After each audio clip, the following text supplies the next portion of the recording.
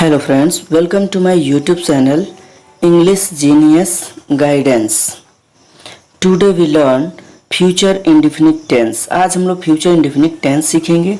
यदि आप हमारे चैनल पे पहली बार विजिट किए हैं तो इसको सब्सक्राइब कर लीजिए।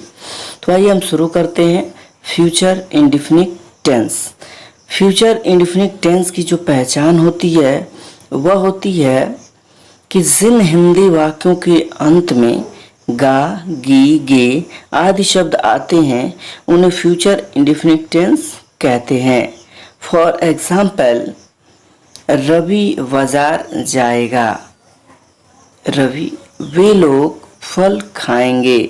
वह एक पत्र लिखेगी।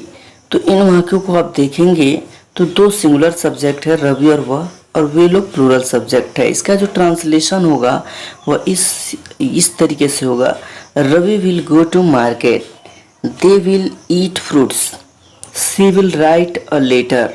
तीन वाक्यों को आप गौर से देखेंगे तो सिंगुलर सब्जेक्ट हो या प्लूरल सब्जेक्ट हो, हमने विल का यूज किया है। तो इसका ये मतलब है कि आई और वी के साथ सेल का यूज करते हैं और बाकी सब्जेक्ट के साथ विल का यूज करते हैं। आइए अब हम बारी बारी से हम एक एक रूल सीखते हैं। सबसे पहले अफर्मेटिव सेंटेंस के जो रूल होते हैं उनको पहले हम सीखते हैं।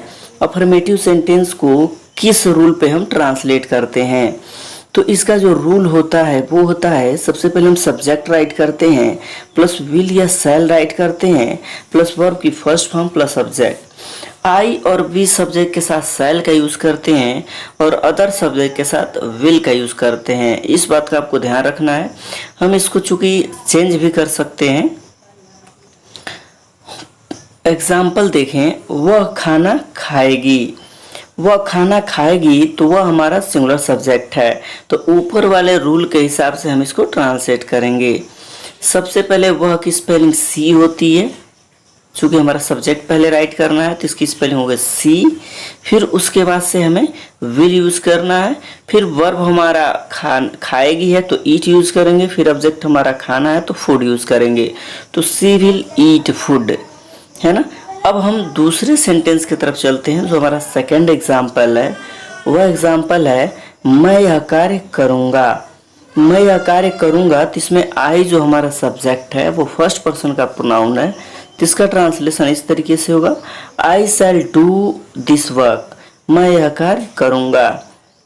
तो इसमें आई जो है वो फर्स्ट पर्सन का प्रोनाउन है, तो पहले सब्जेक्ट राइट किया, फिर उसके बाद से मैंने शैल यूज किया, फिर वर्ब की फर्स्ट फॉर्म यूज किया डू मिस करना, और ऑब्जेक्ट यूज किया दिस वर्क, यह कार्य, है ना।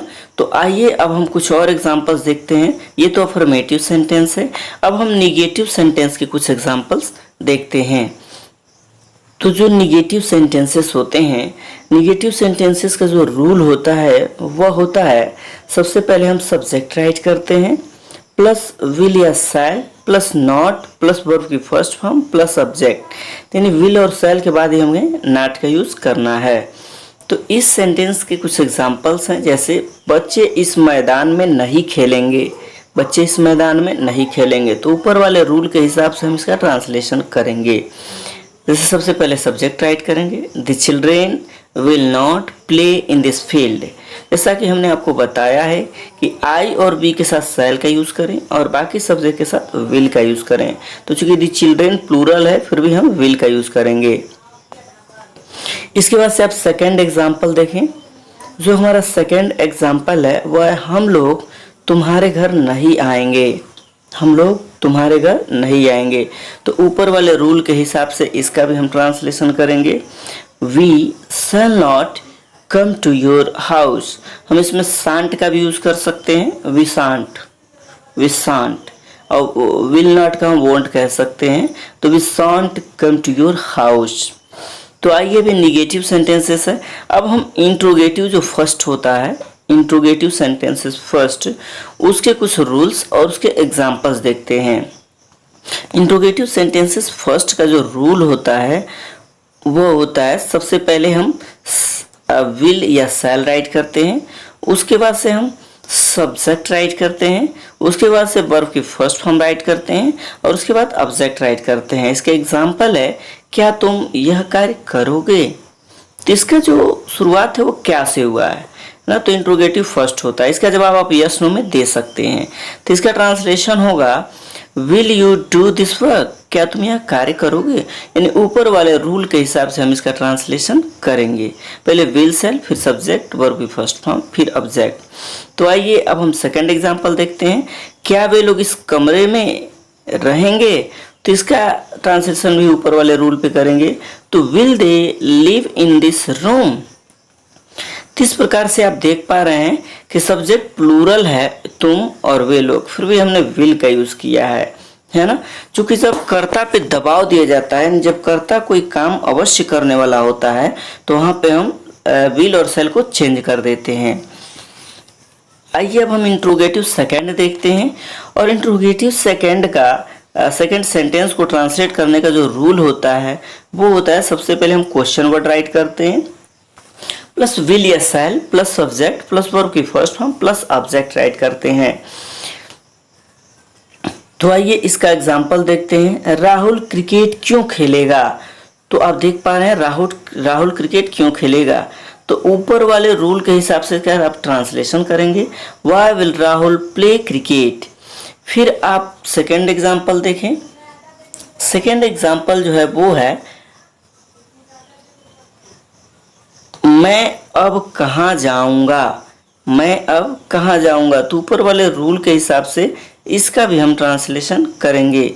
Where shall I go now, where shall I go now.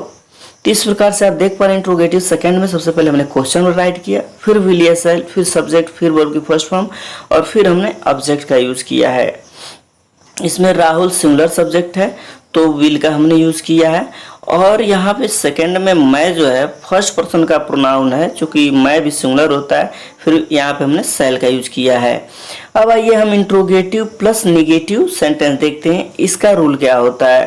इसका जो रूल होता है वो होता है क्वेश्चन वर्ड प्लस विल या shall plus subject plus not plus verb की फर्स्ट फॉर्म प्लस ऑब्जेक्ट। तो इस पे कुछ हम एग्जाम्पल्स देखते हैं। इसका जो एग्जाम्पल है वह है वे लोग मेरा काम क्यों नहीं करेंगे। तो क्यों भी है और नहीं भी है। तो इसका ट्रांसलेशन ऊपर वाले रूल के हिसाब से हम करेंगे।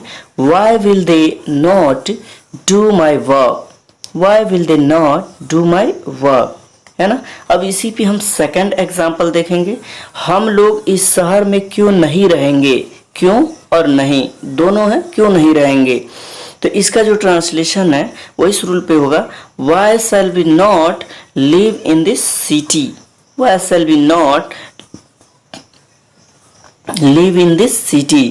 तो अब दोनों सेंटेंस को देखेंगे तो जो भी इंट्रोगेटिव प्लस निगेटिव के सेंटेंस होंगे इस आधार पे हम उसका ट्रांसलेशन करेंगे। तो आइए अब हम आपको कुछ HW वर्क दे रहे हैं होमवर्क, उसको आप करेंगे। तो पहला सेंटेंस जो है मैं तुम्हारे साथ रहूंगा, वे लोग लखनऊ जाएंगे। ये दो सेंटेंस है, दोनों सेंटेंस का ट्रांसलेशन आप करेंगे। यदि मेरी वीडियो पसंद आई हो तो लाइक कीजिएगा, हमारे चैनल को सब्सक्राइब कीजिएगा और अपने दोस्तों के पास भी शेयर कीजिएगा। Thanks for watching.